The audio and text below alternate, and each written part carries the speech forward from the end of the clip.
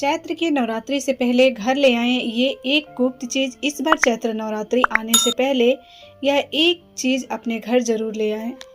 देखते ही देखते आपकी किस्मत बदल जाएगी। आपके घर में धन दौलत की बौछार होगी और इतना होगा कि आपके साथ पूछते बैठकर खाएंगी। यदि आप चैत्र नवरात्रि आने से पहले अपने घर में इसे लाते हैं तो आपके घर में चमत्कार होने उसी दिन से शुरू हो जाएंगे। वीडियो को बिना भगाए अच्छे से देखें ताकि आपको पूरी तरीके से जानकारी मिल सके। वीडियो को स्किप करके बिल्कुल ना देखें। आइए देख लेते हैं क्या है वो चीज़। चैत्र नवरात्रि कब और क्या है, पूजा का शुभ मुहूर्त क्या है, सबसे पहले हम इसी के बारे में बात करेंगे। चैत्र नवरात्रि में हाथी पर सवार होकर माता आती हैं। अब ढोल नगाड़े सजाकर खुशियां आने का इंतजाम कर लीजिए। नवरात्रि के दौरान माता दुर्गा घोड़े पर नहीं बल्कि हाथी पर सवार होकर आती हैं। यह बहुत ही शुभ और कल्याणकारी माना जाता है। कहा जाता है कि इससे जीवन सुखमय हो जाता है। पूजा पाठ का भरपूर लाभ हमें मिलता है। इस बार नवरात्रि पूरे 8 दिनों तक चलेगी। नवरात्रि का पहला व्रत 30 मार्च रविवार को रखा जाएगा और अंतिम व्रत 6 अप्रैल रविवार को होगा। इसी दिन कन्या पूजन भी किया जाएगा और नवरात्रि का समापन भी होगा। बात करें शुभ मुहूर्त की तो 30 मार्च को सुबह 6:01 से लेकर 10:02 तक रहेगा। वहीं दूसरा कलश स्थापना का समय 12:01 से लेकर 12:50 तक रहेगा। इस बार 31 मार्च को 2 व्रत एक साथ पड़ रहे हैं, यानी कि माँ ब्रह्मचारिणी और माँ चंद्रघंटा की पूजा एक ही दिन होगी। ऐसे में यह नवरात्रि 8 दिन की होगी जिसमें माता रानी अपने भक्तों की सारी मनोकामनाएं पूरी करेंगी।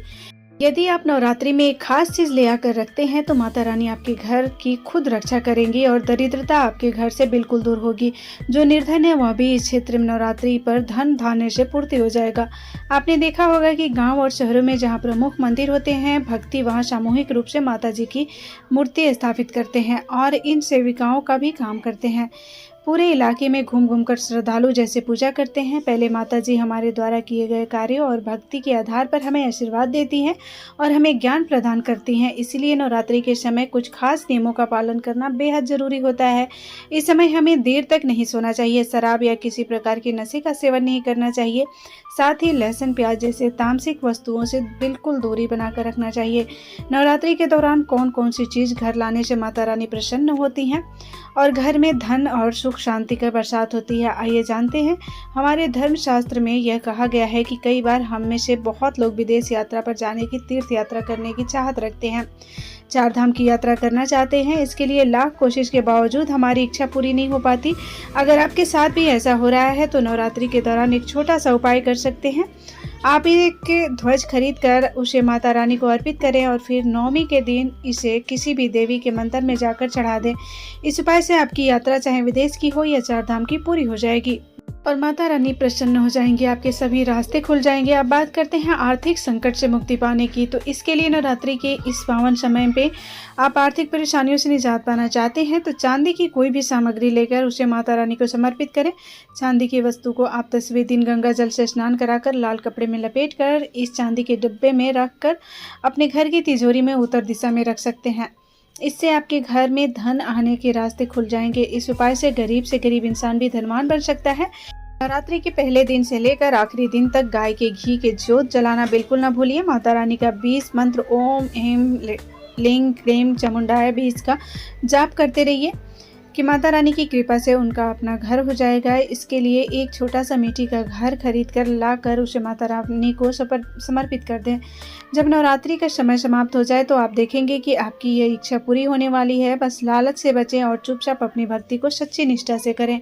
अगर आप नौकरी में प्रमोशन चाहते हैं तो 3 नारियल लेकर घर में रखें और नवमी के दिन उन्हें मंदिर में जाकर चढ़ा दें। आपकी नौकरी में कैसे तरक्की होगी आप देखते रह जाएंगे। आपकी मेहनत देगी दोगुनी गति से बढ़ेगी। अगर आप अपना आकर्षण बढ़ाना चाहते हैं तो सुगंधित अगरबत्ती या धूप पर चमकीली चीज खरीदकर माता रानी को समर्पित करें। इस उपाय से आपके जीवन में जो भी आकर्षण और सफलता की कमी है वो पूरी हो जाएगी। अभी सबसे प्रभावी उपाय बता रहे हैं जिससे आप अपार धन संपत्ति प्राप्त कर सकते हैं। नवरात्रि के इस पावन समय में एक मौली धागा खरीदकर उसे 9 गांठें लगाकर हर गांठ पे अपनी 9 प्रकार की मनोकामनाएं मांगें।